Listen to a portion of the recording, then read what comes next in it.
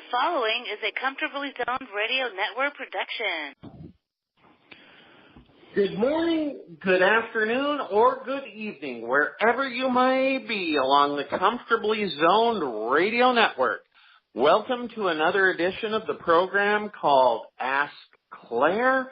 I'm your host, Claire Elizabeth Hall, and on this program, we talk about anything and everything that interests me, and those of you who know me know that one of my great enthusiasms is the great American game of baseball, and I am really pleased and proud to welcome to this edition someone who has been a Facebook friend for many, many years and has been an in-person friend for these past several months, Gabriel Schechter. Good morning, Gabriel. Welcome.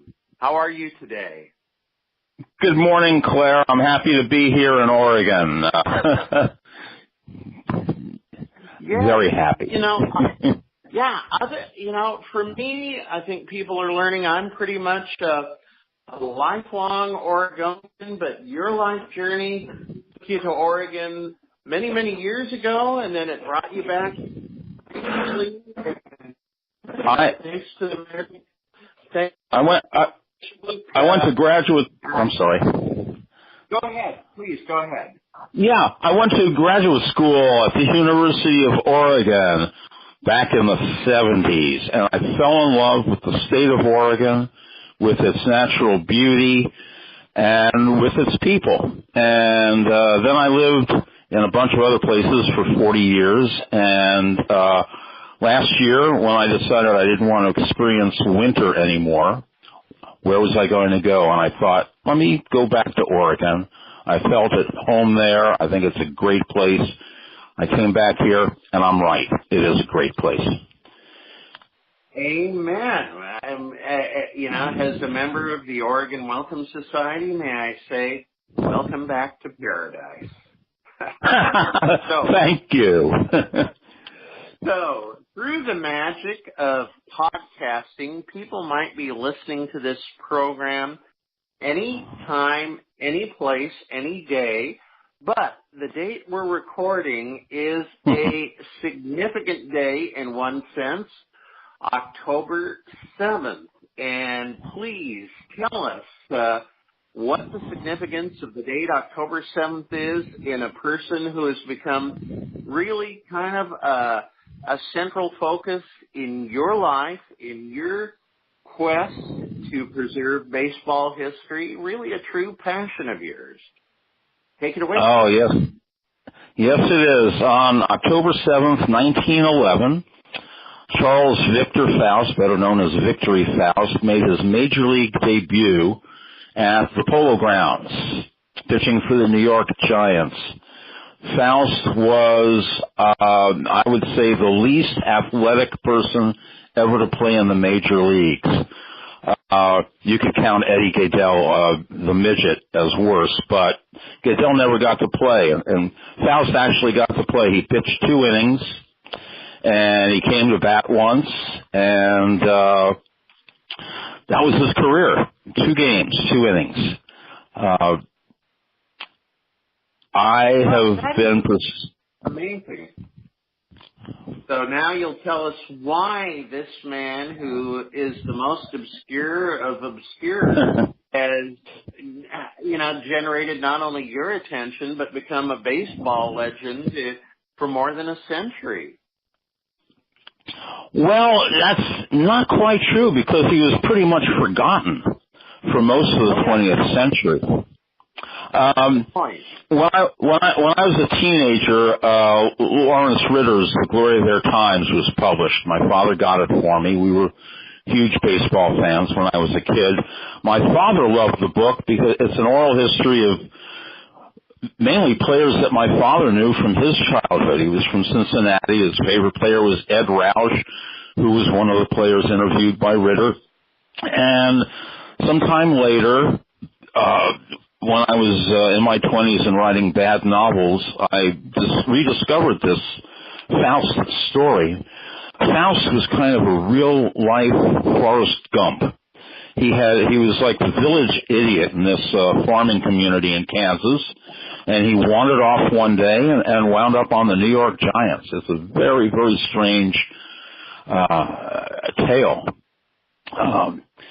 I originally tried to update the Faust story into a novel. I gave him to the Cubs and the Red Sox, the Indians, all kinds of teams that needed a miracle. And eventually, in the 1990s, I got on the track of the real Victory Faust and found out that the true story was far funnier and more poignant than the story I was trying to invent. So it's been all Faust ever since. And yes, it is interesting. You and I, if we've gotten to know each other better, have found many bonds, and Glory of the Times was really an important work I can see in shaping your life and your passions. And I'm maybe a couple of years younger than you, but I will never forget the day that my parents came home from a shopping trip to Lloyd's Center in Portland, and a longtime book and stationery store in Portland, sadly now no longer exists, called J.K. Gill. And my mother had picked off the remainder pile for, I believe, $1, a first edition of The Glory of Their Times. And my goodness. You might be interested in this, and sure enough, I was. And Lawrence Ritter in the early 1960s, long before there was any real passion for baseball history, long before the creation of the Society for American Baseball Research, he loaded up his tape recorder and went driving around the country and captured these wonderful oral histories, including some of the early New York Giants and their memories of Charles Victory Faust. And, as much, as exciting as that was, I get the sense that just really whetted your appetite to go deeper into the Faust story, much deeper. Well, when I got to the Hall of Fame library in 1991, there were only 3 small articles in Faust's file. That was it. 3 old clippings. And I found my way to microfilm machines and old newspapers, and I wound up finding, 300 or 400 items about Faust. In a way, he was the first media celebrity, because a century ago, before radio even, newspapers were the way the fans got their baseball news. There were 13 daily newspapers in New York fighting for copy, fighting for something to catch their readers. And when Faust came along, he generated a ton of material. Damon Runyon was a rookie reporter in New York that summer, and he latched on to Faust like a meal ticket. And by the end of the season, he was putting words in Faust's mouth that made him sound like Nathan Detroit. He was truly a creation of the media. Interesting. And, we think that media creations are a 20th or late 20th century or 21st century phenomenon, but I think the Faust story is true evidence that this has been going on for a long time. So talk if you will about how this Rube, in every sense, makes his way from a very, very small town in Kansas to Gotham, and what 1911 was no doubt the most storied, the most famous franchise in all of baseball, the New York Giants. He showed up in St. Louis one day in late July, and he told John McGraw that a fortune teller had told him he would pitch the Giants to the title. McGraw was very superstitious. He gave the guy a tryout. He had nothing on the ball. McGraw told him to take a few swings, run out of ball. He finally dribbled the ball to the shortstop. The Giants threw the ball all over the place, made him run around the bases. He slid home. His Sunday clothes were torn and covered with dust. The Giants had a big laugh about it. They went out and won 9-0 that day, and that was the start of it. Faust became their good luck charm. Their mascots were very common in those days. Human mascots, not in costume, that is. And he warmed up before every game. He warmed up during the game in case they'd need him. But the thing is, from the time he joined them, on the days when he was doing all that, their record was 36-3. That's so outside the range of baseball fortunes. 36-3 when this guy was working his charm. No wonder they believed him. That is impossible. That is beyond every statistical set of odds in baseball. Anybody who knows anything about the game. Yeah. I'll give you a better one than that. Rube Marquardt, at the start of 1912, set the record by winning his first 19 decisions. Faust stayed with the Giants through about the first third of the season. And eventually McGraw got tired of him and convinced him to go back to Kansas. When Faust went back to Kansas, Marquardt's record was 19-0. Marquardt lost 3 games in the next week without Faust. Whoa. Yeah. Didn't at the very end of his life or near the end of his life, Marquardt say something to the effect of, when he was with us, we won, and when he wasn't, we didn't? That's the last line of my book. John Holway, the historian, talked to Marquardt in Cooperstown in 1979 and asked him about Faust. And Marquardt said, when he was with us, we won. When he wasn't, we didn't. It was that simple. And even though he went home that summer, that was not his final bow with the Giants, correct? Oh, that was. Once they got rid of him, he was gone. They convinced him. The Giants in 1912 got off to one of the best starts ever. They were 54-11 about the time they sent him back. So they didn't, they convinced him, all right, we don't need you now. We got this. Go back to Kansas. If we need you again, we'll call you. And they didn't call him. In 1914, Claire, he was living in Seattle with his brother. In 1914, the Giants had a bad season. They'd won 3 pennants in a row. They struggled in 1914, and that summer, Faust decided the Giants needed him again. They hadn't called him, but they needed him, and he decided to walk from Seattle to New York to rejoin the Giants. Okay. Somehow he got as far as Portland, where the police picked him up, and the next thing he knew, he was in the state hospital in Salem, Oregon. And I found a good piece of my research right here in Salem back in 1995. I went to the state hospital and I saw his admission and discharge records, and on both he listed his occupation as professional ball player, which perhaps is the proof that he was crazy by then. Yeah. Poignant, tragic. I mean, what words can you come up with to sum up this really amazing story in every word? And there's a place in my book where I think I put it into perspective that any baseball fan ever would give, who knows what you and I would give to pitch 2 innings in the major leagues and to spend several months traveling the country with John McGraw's New York Giants. Faust did all that, but he lacked perspective. I don't think he appreciated what he had done. And that's the tragedy of it.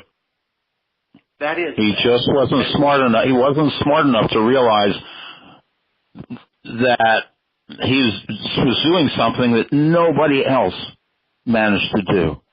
get into the major leagues without knowing how to do it, without knowing how to play. But he saw the half-empty part.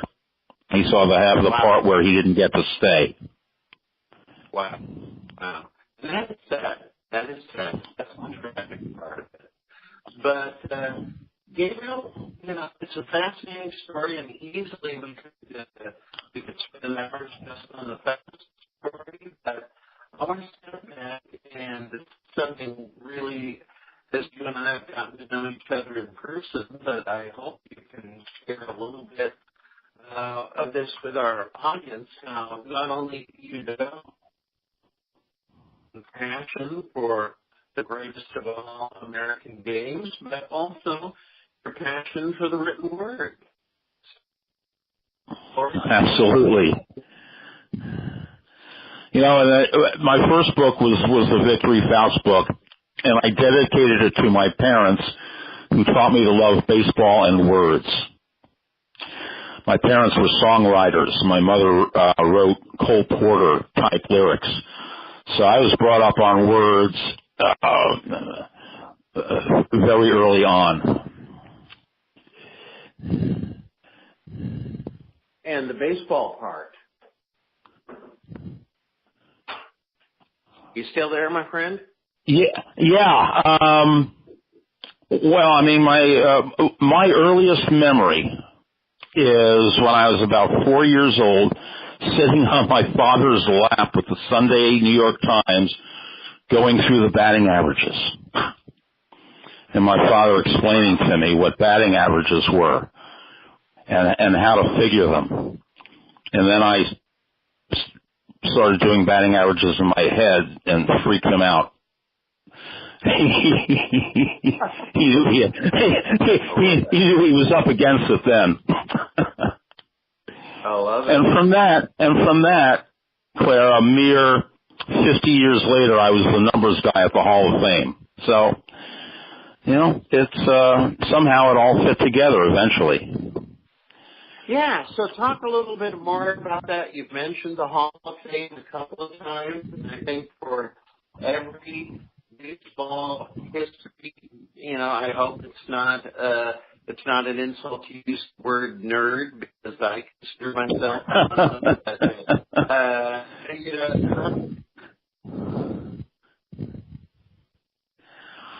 I almost went to work at the Hall of Fame. Excuse me? I didn't hear that last thing. I can't hear you at all, Claire. Sorry. Okay. Hall of Fame. That's the question. Yeah, as I said, I almost went to work there in the early '90s, and then they redid the library, opened it up again, and I went to work there in 2002 as a researcher in the library, and I was there for about 8 years. I love that job, making connections with baseball fans,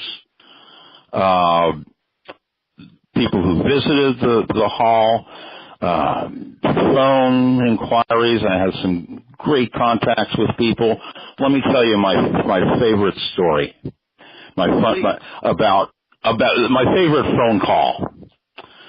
So I got a call one time from an elderly gentleman in Ontario. And he said, "Do you people still have that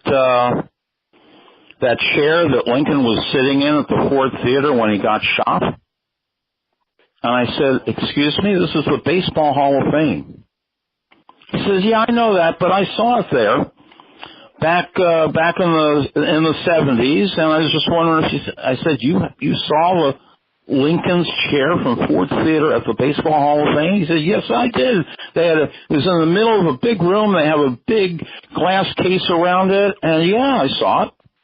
I said, "Well, let me look into that. I'll get back to you."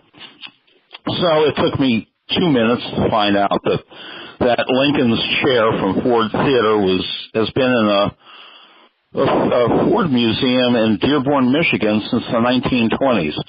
So I suppose the guy took a trip, and he went to that museum, and he went to the Hall of Fame, and he just forgot what was where. So I called him back, And I told him that. He said, "Gee, really? I would have sworn I saw it there. Really? It wasn't there?" I said, "No."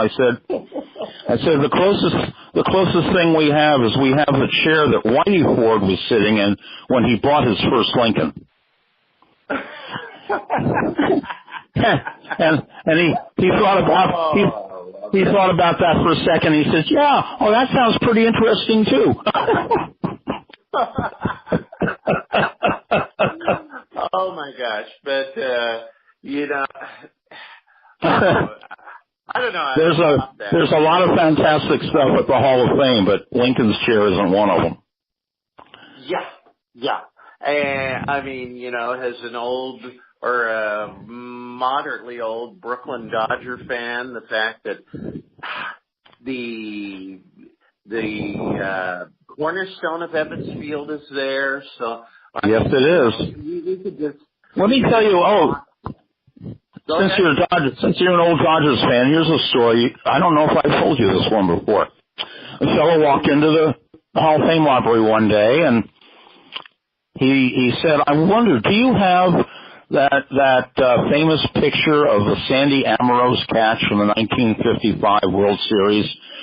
If anybody doesn't know the play, it was in the seventh game, and Berra sliced the ball almost right to the left field foul pole.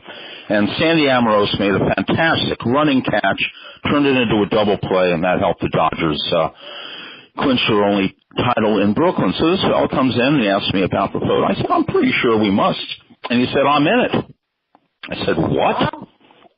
"Well, we got the photo, and I know you have an image of the photo. It's a long shot, and you see Amorose just right, almost literally in the corner with his glove outstretched. And this guy pointed, he said, 'You see that face? That's me. I was 8 years old.'" Oh my! His father took him to the game. They were sitting in the second row, about 3 or 4 seats in from the pole. And here's what the man told me. He said, "I saw the ball leave the bat, and I could tell right away it was coming right to me. And I looked up, and I followed that ball, and my eyes stayed up in the sky with that ball, and it was coming down right to me. And just at the last second, there was this streak from the left, and that was Amorose." And in the photo, look at the photo sometime, you'll see all the fans, all the men in that corner standing up and screaming, and right by one guy's hip, almost sideways, is a little boy's face peering out. And that's the man I met. That's the beauty. That's one of the beauties of baseball, and it's a particular joy about being at the Hall of Fame, is these connections you make. We all go to the ballpark. We all turn on the game on TV or radio. We want to be part of that history. We want to witness something that hasn't happened or something amazing or impressive. We want to be witnesses to it. And to make a connection with somebody who is an eyewitness to one of the most famous plays in World Series history, it happened right in front of him. I got to meet him. I got to send him home with a copy of the photo. It's a beautiful thing. Oh, yeah. So, what a fabulous story. Only one question occurs to me in follow-up. Did he tell you, was he a Dodger fan or a Yankee fan? He was a Yankees fan. Oh, and his punchline was when things settled down, his father put his arm around his shoulders and said, "Son, you just saw history being made." Wow. I mean, yeah. That is great. The sense in the moment that was true history. And of course, anybody who knows he was right. the game at all knows, that Sandy Amorose was not even the starter in left field that day. So call it a That's right. or a lucky move by Dodger manager Walter Alston, but without Sandy Amorous there at that moment, perhaps, just perhaps, the Brooklyn Dodgers would have not have finally won it all. That's true. You might make the case that they would have been a little more determined in 56 if they hadn't won in 55. True. They might have had a little postpartum blues the next year. Yeah, every sport, every fandom is full of its, oh my gosh, woulda, shoulda, coulda, what might have been, what ifs. But would you agree with me, friend, that perhaps more than any other game, baseball is filled with them, not only moments, but perhaps careers? What if Smokey Joe Wood hadn't hurt his arm? What if Herb Score? All those, yeah. Pete Reeser, Herb Score, yeah. So, we've just got a few minutes left, but even though Faust is your first book, and I sense perhaps your favorite book, your decades-long passion, that's not your only baseball book, and so let's at least touch on your other works, please. Okay, maybe we can expand on those sometime too. I wrote a book called Unhittable about the 25 greatest individual pitching seasons of the 20th century, from Cy Young in 1901 in the debut season of the American League through Pedro Martinez and Randy Johnson. They're game-by-game accounts of the most amazing pitching seasons. And then I wrote a book called This Bad Day in Yankees History. It's got one page for every calendar date, and it has everything bad that happened to the Yankees or everything heinous perpetrated by the Yankees on that date. And believe me, I had to cut material out to fit it into this volume. I believe it. I love the concept. Of course, the Yankees are the single most dominant franchise in the history of the game. They have their adherents, but of course it was Roger Kahn who famously said that rooting for the Yankees was rooting for United States Steel. So I think it's also perhaps fair to say they are the franchise that millions love to hate. So I think you really probably tapped into something very deep and primal with that one as well. I certainly try to, and I got Bill Lee, probably the biggest Yankees hater around, to write the introduction. So there's plenty of sarcasm in there, believe me. I love it. So you're enjoying retirement in a sense in Oregon, but your passion for life, your passion for the game is absolutely undimmed. Do you see any more baseball writing projects in your future at this point? Well, interesting.